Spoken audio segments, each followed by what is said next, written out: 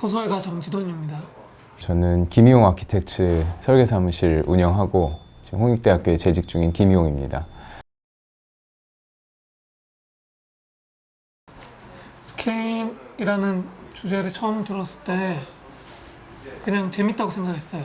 건축계에서 이제 잘 알려진 뭐 휴먼 스케일이라는 말도 있고, 사람이 척도가 됐건 아니면은 뭐 돈이 척도가 됐건, 어떤 사람들한테 뭐 부동산이 됐건, 그 각자 보는 방식이 있을 텐데, 일반적으로는 들이대지 않는 스케일, 척도를 가지고 도시를 보고 싶기도 했고, 근데 만약에 을지로라면, 그리고 세운상가가 있는 곳이라면 어떤 척도가 어울릴까? 그런 고민을 하다가 제가 떠올린 건 우선은 해상도라는 척도예요. 해상도가 이제 보통 사전적 의미는 화면 또는 인쇄에서 이미지의 정밀도를 나타내는, 그 안에 픽셀 수, 뭐 화소, 선명도 이런 것들을 다 이제 일컫는 말인데, 사실은 이 해상도가 저는 저희 도시의 역사, 특히 현대 도시의 역사, 그리고 더 크게는 자본주의에서 굉장히 중요한 역할을 하고 있다고 생각을 하거든요. 밀도가 더 높은, 화소수가 더 빽빽하고, 그럴수록 더 뛰어난 그 스크린이 되는 거거든요. 도시도 그렇게 가고 있고. 근데 그 한편에 그렇게 되면은, 예전에 이를테면은 그런 뛰어난 스크린들이나 디스플레이가 나왔을 때 브라운관이 밀려나듯이, 예전 디스플레이들은 저해상도의 이미지들은 밀려나거든요. 근데 도시도 마찬가지라고 생각해요. 저해상도의 도시들, 공간들은 밀려나고 있고. 그래서 같은 도시 안에 어떻게 보면은 고해상도와 저해상도가 막 겹쳐 있는 거죠. 제가 사실 그 독일의 미술 가족 히토슈타이어의 개념에서 좀 영감을 받기도 했거든요. 그 푸어 이미지라고 이야기하는, 한국어로는 빈곤한 이미지로 번역되는 그런 개념인데, 디지털 카메라가 생기고 그 이후에 뭐 인스타그램 같은 걸 다들 하고 이럴 때 보면, 처음에는 다들 이제 좋은 카메라 생기면 해상도 높은 거, 화소 높은 걸로 해서 막 사진도 찍고 이러잖아요. 그렇게 해서 업데이트 하는데, 그게 사실은 어느 순간 되면 그게 오히려 더 촌스러워 보인다거나 별로라서 그냥 자글자글한 이미지, 필름 이미지로 필터를 씌우기도 하고, 그게 더 매력적으로 느껴질 때가 있잖아요. 사람들은 그런 어떤 저해상도 이미지, 옛날에 저희가 필름이라던가 아날로그, 좀 레트로라고도 말할 수 있는 그런 이미지나 화면에 끌리듯이, 공간도 그런 저해상도의 공간에 끌리기도 하는 것 같아요. 근데 여기에는 단순히 그게 좋다 나쁘다가 아니라 엄청 겹쳐져 있는 것 같아요. 그래서 그러한 것들, 소위 말하는 우리가 디스플레이나 스크린에서 볼 수 있는 해상도의 문제가 곧 도시에도 적용될 수 있지 않은가. 그러면 이미지의 문제라도 겹쳐지고, 이를테면 현대 도시는 실제로 뭔가 어떤 물질적인 공간이기도 하지만 굉장히 이미지적인 곳이라고 생각을 하거든요.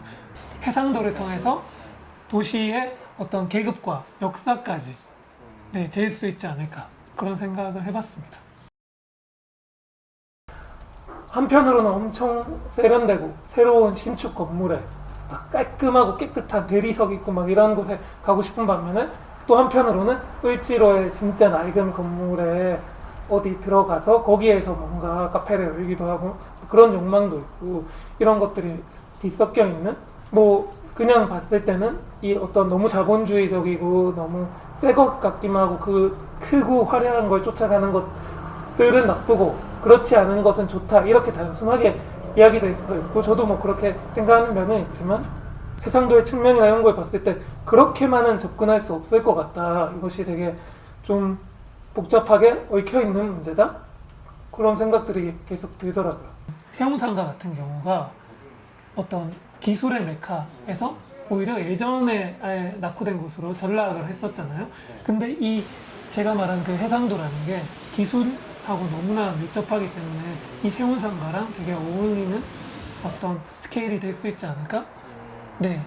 그런 생각을 했습니다. 뭔가 글을 봤을 때 되게, 그러니까 글을 이제 시각적으로 이렇게 프린트 해놓고 봤을 때도 굉장히, 또 혹은 뭐 이번에 쓰신 글이 더 그러실 수도 있는데, 굉장히 이렇게 구축적이라는 느낌이 들더라고요. 그 다음에 내용은 이제 그냥 제일 흥미로웠던 부분은 이제 도시의 스케일을 해상도라는 키워드의 글이었는데, 그렇게 이제 또 치환을 해서 생각할 수 있구나. 그래서 이제 기술의 변화, 혹은 TV 뭐 그 스크린에서의 그런 해상도를 이렇게 또 비유를 하신 게 가장 제가 조금 착안을 한 부분이었습니다.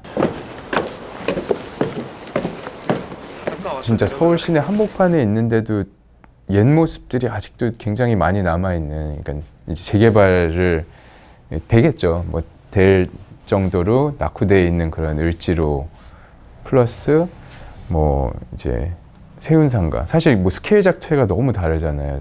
세운상가라는 굉장히 큰 메가 스트럭처도 있고 굉장히 조그만 그냥 막 허물어질 듯한 그런 그 도시의 이제 체계도 뭐 을지로 종로는 그냥 되게 반듯하게 도시 구획이 돼 있는데 이제 그 안에 있는 을지로의 골목길들은 또 굉장히 그냥 옛날 그런 패브릭들이 또 같이 섞여 있고 그런 뭐 도시에서의 스케일도 굉장히 달랐고 또 이 주변에서 일어난 일도 굉장히 또 다양한 게 이제 북측으로는 이제 제래를 지내던 조선시대 이제 종묘도 있고 또 인접해 있는 그런 을지로의 골목들 그리고 뭐 세운상가라는 이제 굉장히 또 매시브한 어떤 볼륨을 가진 건축물도 있고 그 다음에 또 동측으로는 이제 을지로 종로 이제 그쪽에 이제 근현대 건축물들 있잖아요. 또 딱 제가 선택한 그 이게 큰 대지 그 사이트에서의 뭐 저희 지점에서는 뭐 2000년대 초반에 지어진 종로타워도 있고 또 뭐 3.1 빌딩도 있고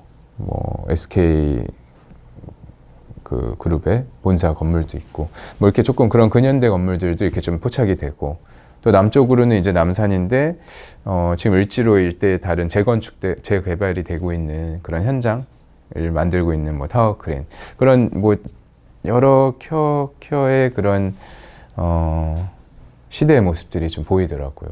저희가 만든 프로젝트에서는 그 부분들을 조금 더 포커스를 해서 여기에 이제 방문한 분들에게 그런 메시지를 조금 더 보여주고 싶었어요. 왜냐면 그걸 모르고 보면 그냥 다 섞여 있으니까 이게 막 이렇구나 하지만 저희가 조금 더 이렇게 딱 포커싱을 해주는 거죠. 딱 종명을 바라볼 수 있는 프레임을 만들어주고 그 다음에 뭐 근현대 건축물을 바라보는 프레임의 지점을 만들어주고 네, 을지로 뭐 이제 멀리는 또 타워 크레인 그러면서 최대한 이제 저희가 딱 그 응시점에서 같이 보여주고 싶지 않은 예를 들어 뭐 세운상가라든지 그런 것들을 이제 좀 가릴 수 있게끔 뷰를 이렇게 포커싱 해주고 뷰의 방향을 이제 잡아주는 게 저희 구조물에서 하고자 했던 네, 그런 점이에요. 네. 외형은 우선은 다양한 것들이 혼재되어 있는 속에서 그래도 조금 이렇게 더 순수한 어떤 뭐 구조물이었으면 하는 기본적인 생각은 있었고요. 그리고 세운상가 쪽으로는 우선 이렇게 조금 경계를 만들고 싶었어요. 그래서 이쪽으로는 그냥 이렇게 좀 반듯한 평평한 인면을 가진 벽이 하나 갖고 있고 그 다음에 이제 들어가서는 이제 여러 그런 응시점들을 만들어주는 거였는데 그 응시점으로의 뭐 그런 뭐 방향성이랄까 네, 그런 쪽으로 살짝 이렇게 이렇게 렌즈들이 튀어나온 그런 형상이 만들어진 것 같아요. 사실 외피랑 내피 다 이렇게 마감을 해서 그냥 매끈하게 이렇게 하는 그런 거였어요. 근데 매끈하게 하면은 뭐 이제 여러 생각이 좀 드는데 또 이제 뭐 이렇게 뭔가 그냥 하나의 굉장히 솔리드한 하나의 그냥 오브제가 뭔가 그냥 하나의 픽셀이라고 볼 수도 있을 것 같기도 하고 그러니까 이제 건축물에 대한 디테일에 대한 생각도 들더라고요. 괜히 또 그러면 그 디테일이 또 하나의 픽셀로 또 읽힐 수도 있고 거기 박혀있는 나사 하나도 하나의 픽셀로 볼 수도 있는데 그런 걸 다 없애버리면 그냥 이 전체가 또 뭐 하나의 픽셀로 읽힐 수도 있는 거고 좀 그런 재미난 생각들로 최근에 조금 더 그 실제 지어질 이 스케일에 대한 고민도 좀 들더라고요.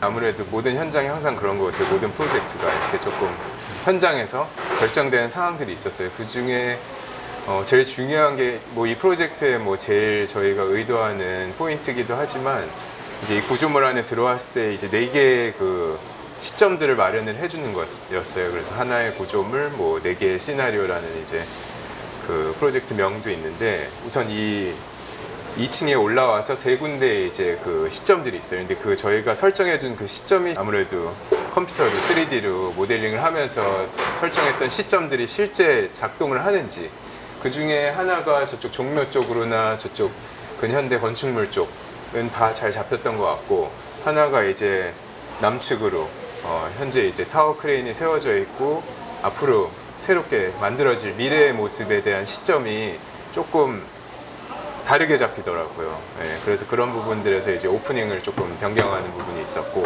그 다음에 이제 뭐 내부 마감을 이렇게 깨끗이 하고 있는데, 뭐 1층 부분은 조금 이제 마감을 뺀 부분이 이제 조금 변동된 상황입니다.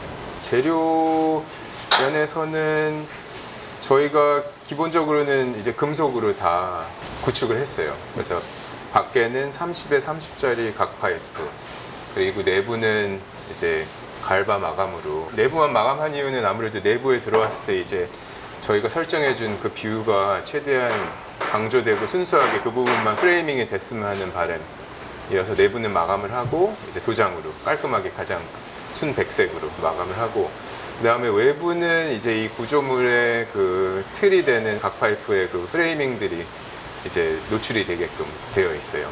그 실제 이 구조물이 또 어떻게 생겼는지를 또 일반인들도 보고 밖으로 이렇게 드러내주는 것도 의미가 있는 것 같고, 그 2달 동안의 이제 임시 구조물이기 때문에 최대한 이제 그런 경제성에 대한 고민, 이기 때문에 저희가 이제 각 부재마다의 그 규격 치수들이 있잖아요.